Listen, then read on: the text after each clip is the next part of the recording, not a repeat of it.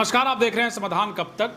राजनीति बड़ा ही संघर्ष भरा होता है, कांटों से भरा ये संघर्ष इतना आसान नहीं जितना लोग समझते हैं। और इसी समझी या ना समझी को कहिए कि 10 मार्च को झारखंडी भाषा खत्यान संघर्ष समिति, जो अब चुनाव आयोग ने JLKM किया है, तब जब हम ये वीडियो बना रहे हैं तो आज की ये खबर है।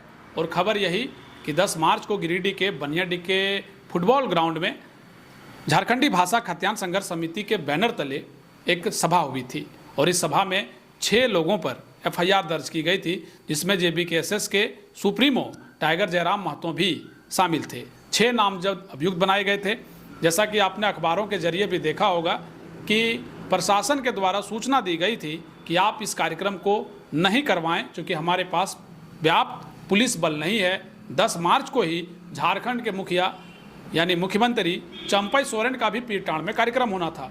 इसको लेकर के प्रशासन ने इस कार्यक्रम को करने से मना किया था, लेकिन बावजूद इस कार्यक्रम को झारखंडी भाषा खत्यान संघर्ष समिति के द्वारा किया गया और उसका जो फलाफल है वो FIR के तर्ज पर दिया गया।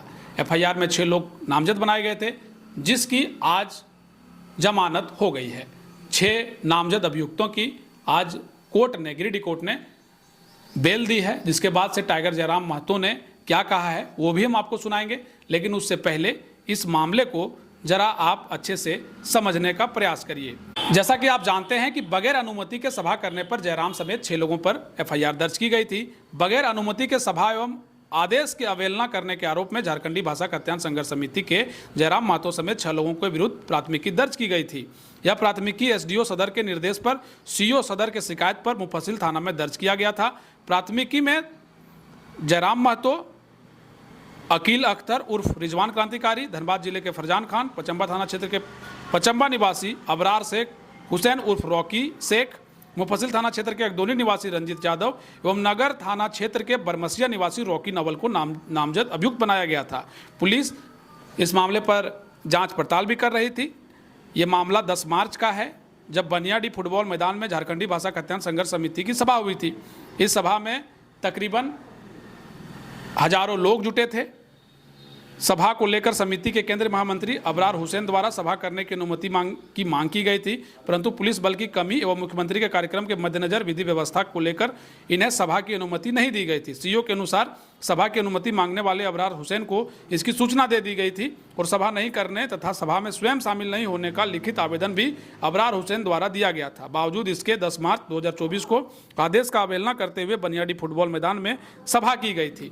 अब समझने वाली बात यह है कि हमने आपको तकरीबन 1000 लोगों के इस सभा में शामिल होने का बात किया, लेकिन आपने अखबारों के जरिए देखा होगा कि कई जगह 200 से 250 और तकरीबन 300 लोगों के सभा में उपस्थित होने का आंकड़ा है। लेकिन उस पूरे रिपोर्ट को हमने भी कवरेज करने का प्रयास किया तो उसमें भीड़ ज़्यादा दिखी थी। हालांकि इस पूरे मामले में बेल मिल गई है और इसमें टाइगर जयराम महतो का क्या कहना है वो भी आप सुनिए। लेकिन इस दिलचस्प बात यह भी है कि 25 मई को गिरिडीह लोकसभा में अब चुनाव होने जा रहा है, जिसमें टाइगर जयराम महतो भी चुनावी मैदान में होंगे। पहले ही उन्होंने घोषणा कर दिया है। और JLKM जो उनकी एक पार्टी जो अभी रजिस्टर्ड हुई है, अब उसको लेकर के क्या सिंबल आता है वो भी आने वाले दिनों में देखने को मिलेगा। लेकिन जो चुनावी दंगल है, इस दंगल में मथुरा महतो का नाम पहले ही महागठबंधन ने फाइनल कर दिया है। NDA चंद्र प्रकाश चौधरी को लेकर मुहर लगा सकती है।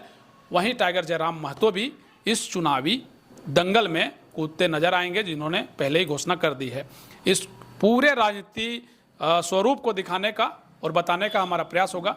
लेकिन फिलहाल आप देखिए टाइगर जयराम महतो ने गिरिडीह कोर्ट में बेल होने के बाद क्या कहा। FIR को लेकर के गिरिडीह कोर्ट पहुंचे थे, क्या हुआ? देखिए, जब भी कोई क्रांति आती है, जब भी कोई क्रांति आती है तो जो लोग क्रांति के धावक होते हैं उनको परेशान करने के लिए इस प्रकार के षड्यंत्र रचे जाते हैं।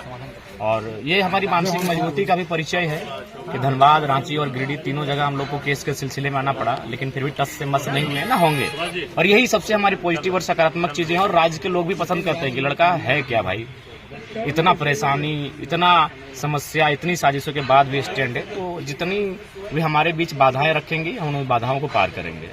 कहीं कि शब्दों का मतलब यूज जो कर रहे हैं वो थोड़ा गलत शब्द का इस्तेमाल किया जा रहा है, इसके प्रति क्या कहना है? नहीं, ऐसा तो विशेष कोई गलत शब्द नहीं है। अगर आप कुछ है तो कहिएगा, जो हमको अगर गलत है तो क्षमा मांगेंगे और नहीं है तो एक्सप्लेन करेंगे। आप बताइए, निसंकोच बताइए कौन सा शब्द आपको थोड़ा लगा कि हम गलत। थोड़ा ऐसा लग रहा है कि शब्द जो है वो थोड़ा भावनिक लड़ाई प्रति मतलब ज्यादा पड़ रहा आप शब्द को बोलिए ना, कोई दिक्कत नहीं। कौन सा शब्द? तब हम जैसे कि आप डायरेक्ट टारगेट कर रहे थे विधायक जी को। हाँ, तो बिल्कुल नाम लेके टारगेट कर रहे थे, उसमें कोई गलत शब्द का चयन नहीं किया हमने। तो नूनू का, झारखंड मुक्ति मोर्चा के नूनू, नूनू मैंने छोटा भाई होता है। सबसे पहली बात है, आप हम हमारी भाषाओं को जानना होगा कि हमारी भाषा में शब्दों को क्या कहते हैं। ऐसा नहीं है, उसी को हम ब्रदर बोलते हैं, स्मॉल ब्रदर बोलते हैं। तो नूनू को नूनू हम बोले झारखंड मुक्ति मोर्चा के नूनू और हमारे बड़े भाई, तो ये कोई गलत शब्द नहीं। आक्रोश तो दिखेगा ही। आप सरकार में बैठे हैं, पेपर लीक हो रहा है तो आक्रोश कहाँ दिखाएंगे? दिखेगा, आक्रोश गलत नहीं है।